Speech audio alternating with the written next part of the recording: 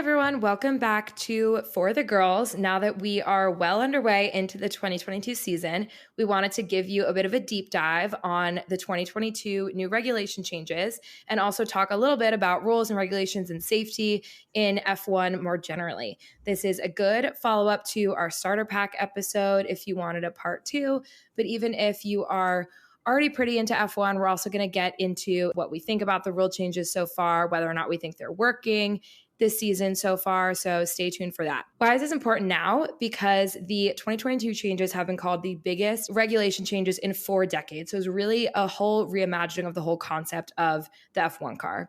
So with that, I'm Sarah. I'm Chessa. And I'm Tiggy.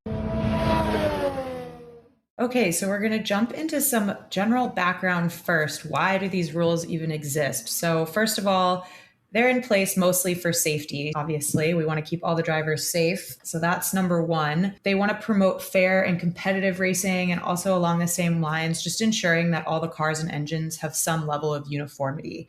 Obviously, got to stick to the formula of Formula One. So the biggest regulation changes started in the 1980s, sort of when all the different races were brought under the Formula One organization and everything became just much more standardized. But that being said, the sport is constantly evolving. The regulations that govern it are sort of changing, called the FIA Sporting and Technical Regulations. But all of that is sort of to improve safety as things evolve and just to keep the teams in check and keep competition fair, given some of the teams have almost unlimited resources. Looking at you, Mercedes and others. Yeah, it's crazy. The teams will spend hundreds of millions of dollars, or maybe like only the top teams, the ones that can afford it, trying to make their cars the fastest. And if at any moment the FIA views their changes to the car as kind of making a loophole in the existing regulations, they'll try to make a new rule to clarify whether you can or can't do that. Chessa, wasn't this an issue with your faves at Ferrari? Yeah, so we've talked about this a little bit before, but in 2019, there was a technical investigation into Ferrari's engine, the level of fuel flow coming in and out of the engine, whether they kind of exceeded it. And obviously, if they had done so, it would make the car much faster, and the car was much faster. But basically, in the end, the FIA on this one kind of reached a secret settlement with the team. And this is along the same vein of the potential investigation of the Haas that we mentioned in last week's episode as well. Before we jump into kind of a full recap of the 2022 changes, we wanted to give you just a quick 5 minutes on some of the biggest safety updates in F1 over the years. So one of the biggest safety pushes of the modern era started in 1994. As we mentioned in our Imola preview, both Senna and Ratzenberger died at the San Marino Grand Prix at the Imola track in 1994. And one thing that's super tragic about it is Senna had been a really big proponent of car safety right up until his death, including even that same weekend. So really big reforms were implemented then. The survival cell, the immediate area that surrounds the car, is now carbon fiber and Kevlar and fire resistant. So it's a super powerful last defense to protect the driver. In 2003, the Hans, the head and neck support device, became required. This is the thing you see when the driver's just kind of walking around in their race suits and there's almost what looks like a plastic contraption like on their shoulders. It goes over their shoulders, back up around their neck, and then has 2 straps that connect to either side of their helmet. And it's amazing at preventing really bad whiplash and severe head injuries. I wonder if that helps with the porpoising too, with their heads like moving around a bunch, if it helps stabilize their necks as well. Probably. I've been thinking about that because the porpoising has been so bad. I've just been thinking about kind of how bad it must be for their head to be chronically bouncing this much. Yeah, and George complaining about those injuries. A couple other things. So no refueling started around 2010. You used to be able to refuel during pit stops, but there were a lot of accidents associated with that. Max's dad actually was burned in one of those accidents, and Kimi Räikkönen drove through a fire. So no more refueling at pit stops.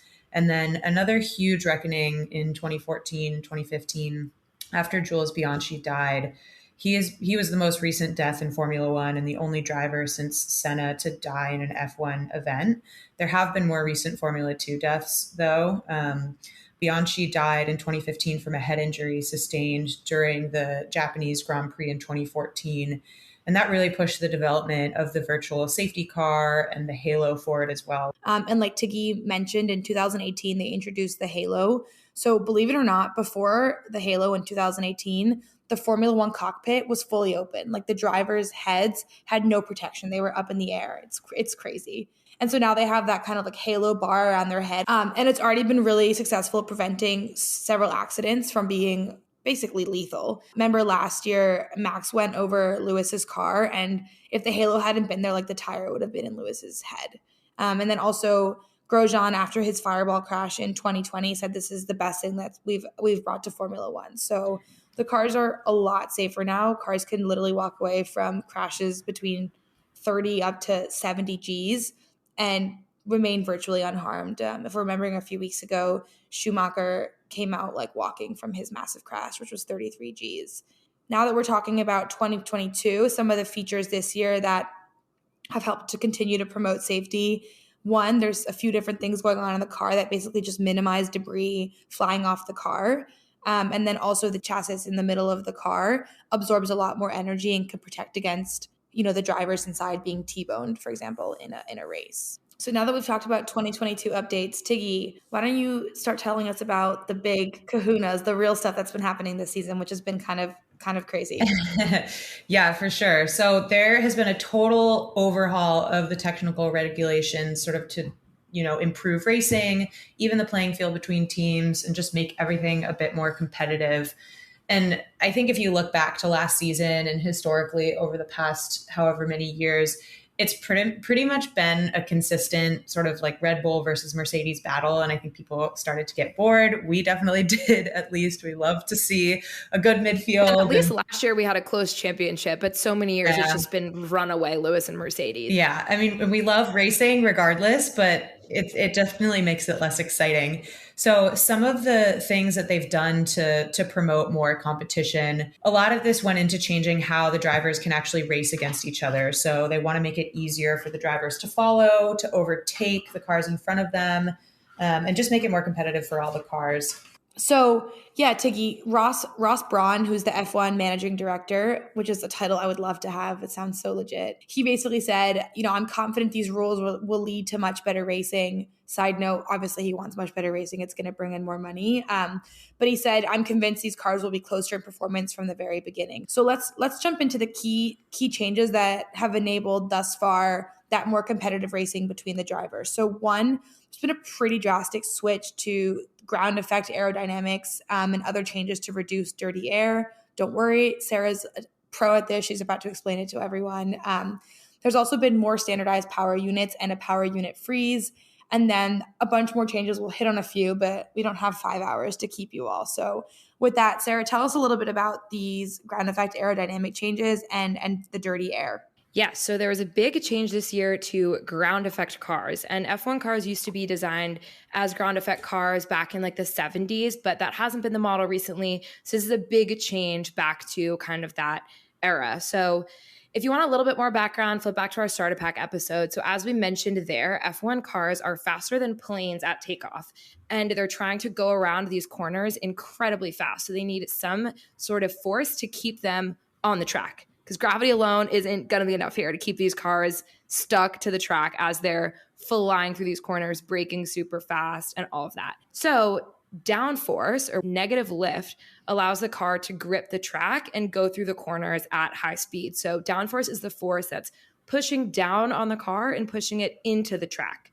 And this negative lift or downforce is so strong that theoretically an F1 car could drive upside down through a tunnel and still stick to the ground. Do you think they've tested that? That is the biggest fun fact to take away. Like if anyone, it's such a cool fact. A Mercedes engineer said that definitely theoretically that could happen, but obviously no one really wants to test that, and maybe the engine wouldn't work, but theoretically it would work. So this downforce needs to be generated somehow. So the old car design mostly used the wings on the car. So we know there's the front wing and the rear wing. And the rear wing is really important in particular for downforce. But the problem is that this created a lot of dirty air. If you're getting into Formula One, you'll probably notice dirty air thrown around a lot and are like, what on earth is that? So dirty air is the turbulent air that gets thrown off the back of the car in front of a driver. So if you think about it, the car in front of you is going super fast and chopping through the air. And then so there's a bunch of turbulent air getting thrown all over the place at the car behind that's trying to follow the car in front. So dirty air does two big things. First, it makes it hard for the wings on the following car to do their job and generate downforce. So dirty air reduces downforce on the car following. Additionally, driving through dirty air from the car in front makes it really hard to get close to that car and follow and ultimately overtake. And so this is a big problem because, as we've been saying, kind of the whole point of these new changes was they wanted to make it a lot easier to have closer racing, more overtaking, more exciting racing, aka Formula One making more money. So in the car concept, that's a continual theme we'll keep going back to. But instead, so for this year's car concept, instead of creating downforce using the wings and the air above the car, the new car changes the way that the air passes under the car to generate downforce. And so this is why it's called a ground effect car concept. So when you hear us refer to the floor of the car, that's the bottom of the car that's closest to the track. And so that is now newly specialized to generate a lot of downforce from the way the air passes under that. So now that we have a ground effect car, there's more downforce but less dirty air. And so the idea is that that's going to generate much better racing because the cars are going to be able to stick to the track, go really fast, have a lot of grip, but at the same time not be creating all this choppy air for the cars behind them. There's also a couple other changes that are supposed to help reduce dirty air. So there's wheel covers. As the name says, little covers now you see on the wheels that weren't there before. The new front wing design is also supposed to help generate more downforce while at the same time creating less dirty air. And also the rear wing now has kind of a cool, sleek looking new shape. And that is designed to push the air higher up behind the car so that all this dirty, turbulent air gets shot out higher than the car behind so that the car behind gets to drive through kind of cleaner air. So we've talked a lot about what porpoising is in a bunch of our other episodes. For those of you that don't know, it basically just means when the car is bouncing up and down on the track, mostly on the straights. But now that we've given you all a physics lesson, basically, and explaining the ground effect changes for the cars this year, we thought we'd talk a little bit about how porpoising plays into that. So, like we mentioned, the ground effect changes basically causes low air pressure to be sucked under the car and stick the car to the track, which is what the downforce is. The lower a car is to the track, the more that ground effect works and the stronger that downforce is. But it's a caveat because when you load the car with downforce on top, it's pushing down on its suspension and getting very close to the track and potentially even making contact. When that closeness happens and that contact might happen, it stalls the airflow underneath and basically reverses the ground effect and causes a really sudden decrease in the downforce, pushing the car back up. So this back and forth of the downforce increasing and decreasing is what that bouncing or porpoising is. Quick note here, the cars could definitely just avoid it by bringing the cars less close to the ground, but then you don't get that downforce. So they're trying to walk a very narrow line between trying to maximize the downforce, but also trying to minimize the porpoising. And it's interesting, it's not just changes to the car itself. They've also adjusted the tires. We've talked about this a bunch, but this season the tires are bigger to potentially work better with the new aerodynamic changes. With the goal obviously being for them to overheat less than the old tires, make the close racing and the overtaking easier. Another thing, if you watch Formula One often in the pits, they have these tire blankets around the tires to help heat them up, but they've actually lowered the temperatures of those tire blankets this year. And it's unclear if that's worked. I mean, we've seen the cars slipping and sliding around on laps when their tires are cold. I don't know if that was intentional. I think we'll have to see it play out a little bit more. So far, it doesn't really seem like these tire changes have helped that much in terms of helping them not overheat and degrade less, but we will see. We'll see. Yeah, people have been complaining about their tires a lot. So I don't know if it's true that Pirelli has generated this amazing new tire that doesn't degrade or doesn't overheat as much, but stay tuned. Another big regulation change this year, so more standardized power units and power unit freeze. So first things first, a power unit refers to everything that powers the car. It's not just an engine because the cars are hybrid. So there's a petrol internal combustion engine, but also electric powered motors powered by this thing called an energy recovery system. Fun fact, ERS is super high voltage. So in 2019, something happened to Danny's ERS system and the engineers literally got on his radio and were like, get out of the car and don't touch anything because you could literally just get fully electrocuted. Oh my God, I didn't know that. Realize. That's crazy. Yeah. Yeah, so engines became hybrid in 2014 and they're much more powerful and efficient. So years ago, there were no restrictions and teams would just spend millions and millions building these special qualifying spec engines. But now the FIA monitors these power units using electrical sensors throughout the car's ERS engines. They're like big brothering it. They literally have like sensors on everyone's engines to make sure no one's cheating. Well, as they Yeah, a big should. theme kind of throughout all these new regulations that the FIA now has really sophisticated ways to make sure that they're following the rules. So teams kind of have to submit these files of their car concepts, and the FIA knows how to scan them to see if the cars are compliant. So it's a lot of fancy, technically advanced enforcement now. Yeah, so what are some of the changes this year? Power units have to be made of commercially available materials. They're finalizing a new set of power unit restrictions for a 2026 hybrid engine that will be much more sustainable. So, in the meantime, all power units are frozen and they must essentially remain the same throughout the 2025 season. Teams can make modifications here and there for reliability, safety, cost savings, or that sort of stuff. But for certain parts, they'll need to apply to the FIA in order to do so. The FIA wants to handle everything. And a higher percentage of fuel has to be sustainable this year. So a bit of a sustainability push. So this sustainability push by Formula One is actually really interesting because Ferrari, not like the Formula One team Ferrari, but actual Ferrari that makes cars for the roads, has committed to achieving carbon neutrality by 2030 across the entire value chain. So I think that's really interesting, and I think is going to be happening a lot more in the sports cars and then eventually in racing. So just a fun fact. Wow, Carlos and Charles just cruising around in silent electric Ferraris. Elon Musk is gonna buy Formula One. Honestly, don't even speak that into existence. Sorry. Even with the new in the turbo hybrid era starting in 2014, people were upset because adding the hybrid component made the engines quieter than the old engines. That's mind-blowing. Louder than they are now, and they're still super loud. They're so loud. So some other changes this year, the cost cap, the infamous cost cap continues. So F1 created this financial regulations for the first time in 2021, and those continued this year. Again, really just supposed to try and rein in teams with more unlimited budgets like Mercedes, Ferrari, Red Bull, all of our friends, and make it more of an even playing field. So in 2022, the teams can spend a whopping $140 million on developing the cars. Things that are excluded from the cap, driver salaries, marketing, all of the things that go into making F1 a business. Thank God driver salaries are excluded. Lewis and Max make $50 million. So that would take up like, could you imagine if they just cap. Cost cap? It was like, okay, boys, no more shopping at Balenciaga now. Old Navy it is. Yeah, exactly.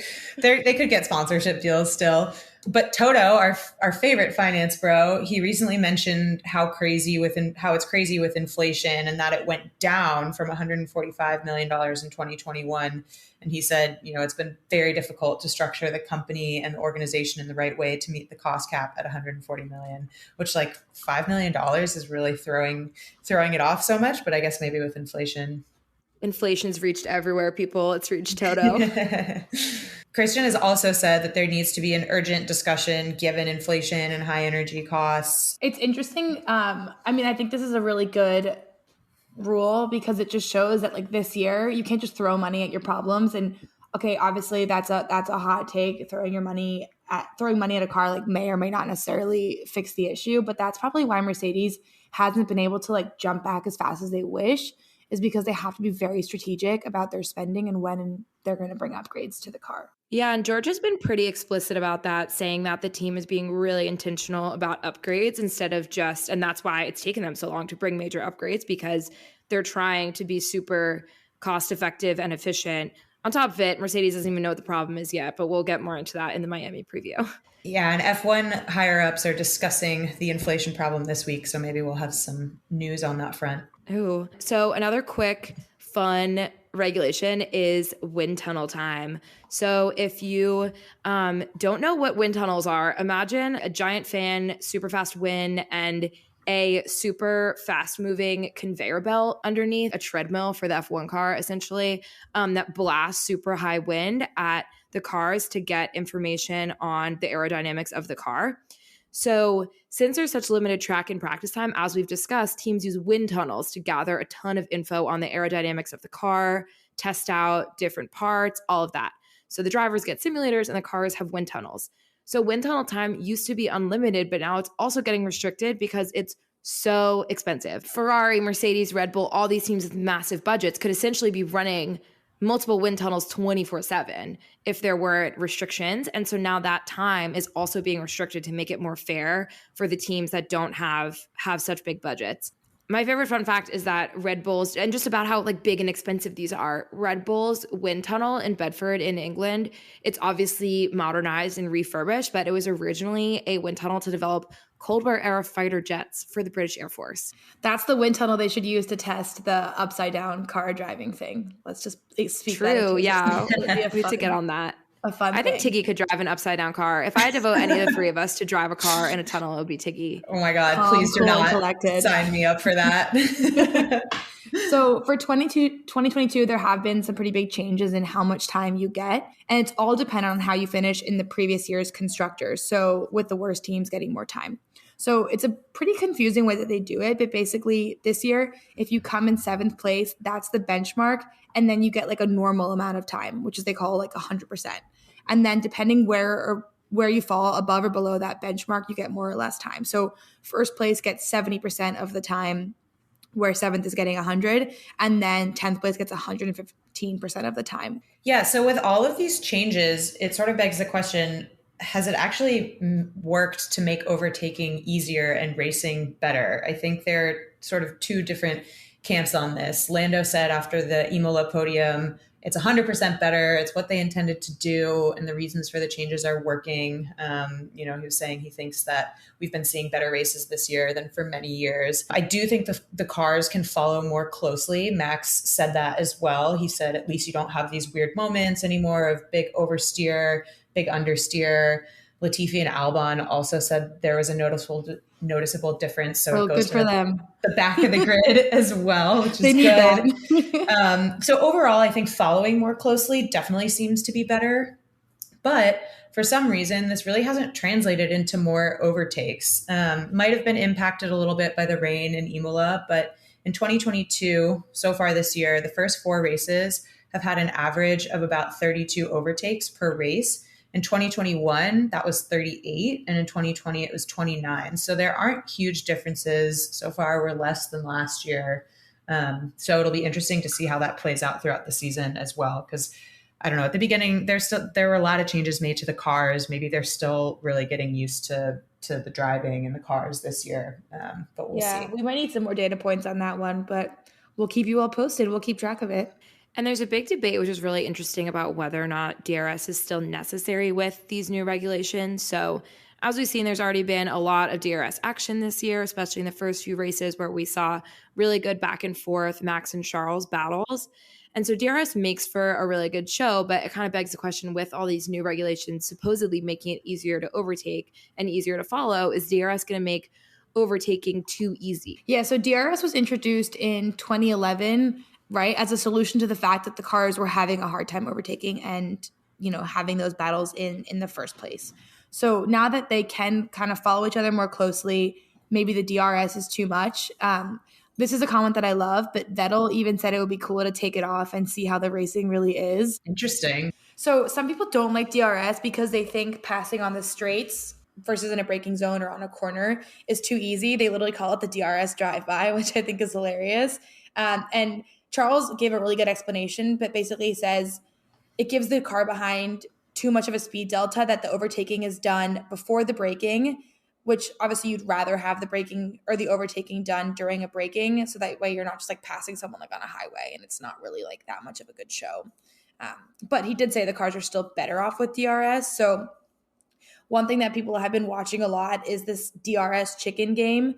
If we remember back to Saudi, we literally saw Max and Charles slamming on their brakes before the braking zone into that final corner and basically wait and stay behind the car in front of them until they were on a straight and then get DRS. So it's kind of like making people pull back on good racing, like in the corners, in the braking zones, and making them kind of just wait when they can get that surefire pass through those straights. So a lot of controversy around here. I'm sure everyone has their own opinions on it. I can't believe Charles compared it to passing on a highway. That's so funny.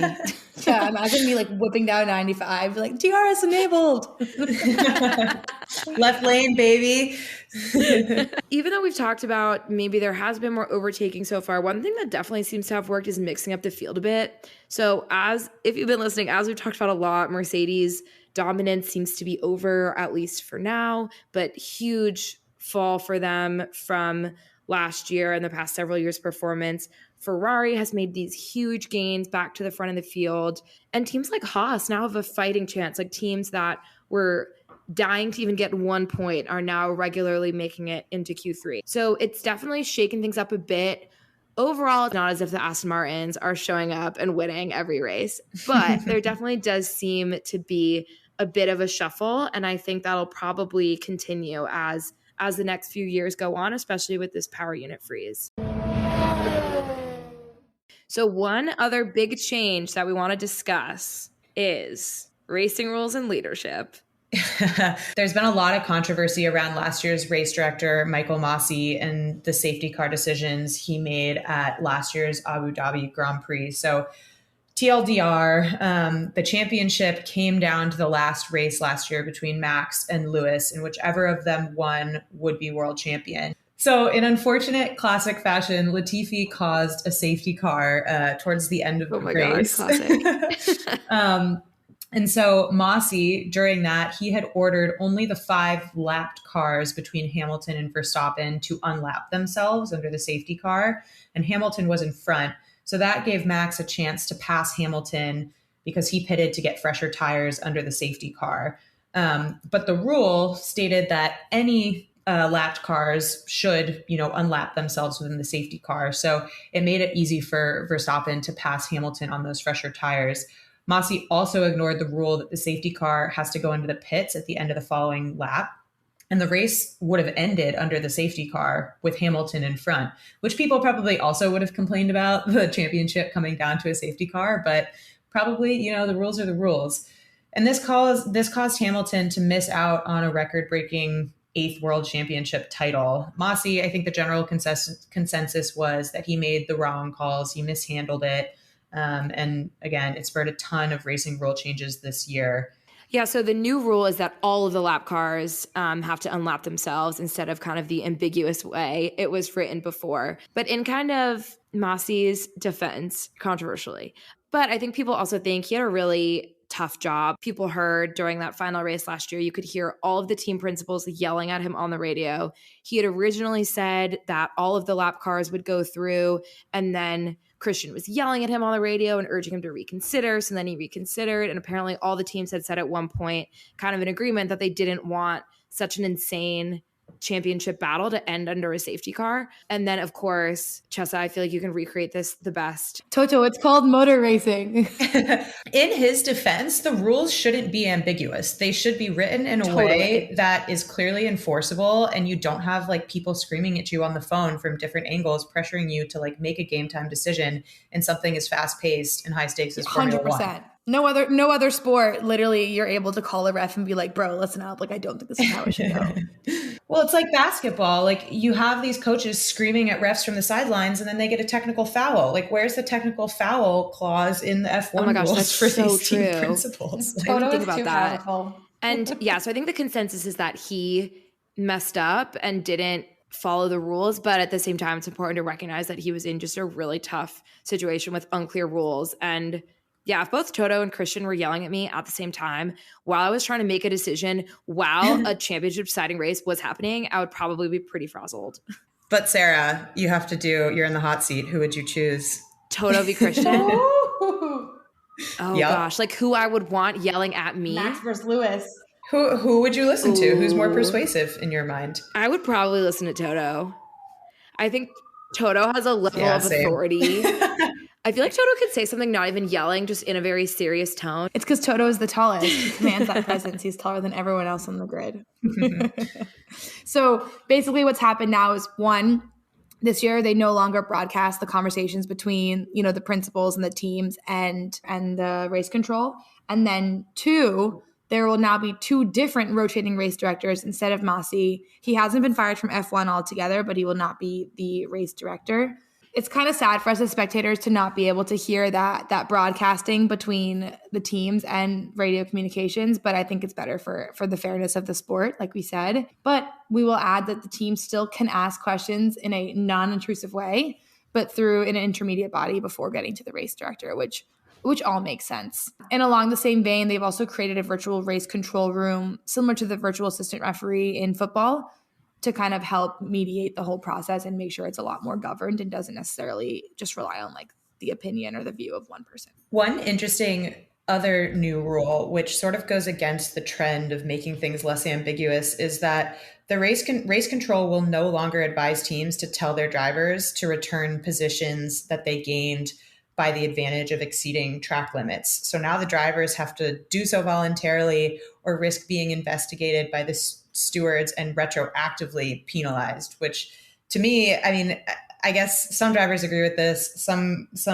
don't, because they feel like regardless, race control will get involved. But I'm curious why they went that direction instead of sort of more enforcement, I guess. Yeah, I don't think that makes a lot of sense, because if they give back the position immediately, they can really do damage control and can give it back strategically, as we saw a lot last year, instead of just taking the risk, not knowing where their race is going to stand, accepting a later time penalty, not knowing what race control is going to say. I don't understand this one personally. Yeah, Charles was like, there are lots of cases that are unclear and would need race control input. So it just seems to add to the confusion. And with that, thank you guys for listening to our 2022 regulations episode. Hopefully you got some good fun facts and some physics lessons out of that. So next week, we will see you for a Miami preview and a little fun segment on top of that. So can't wait.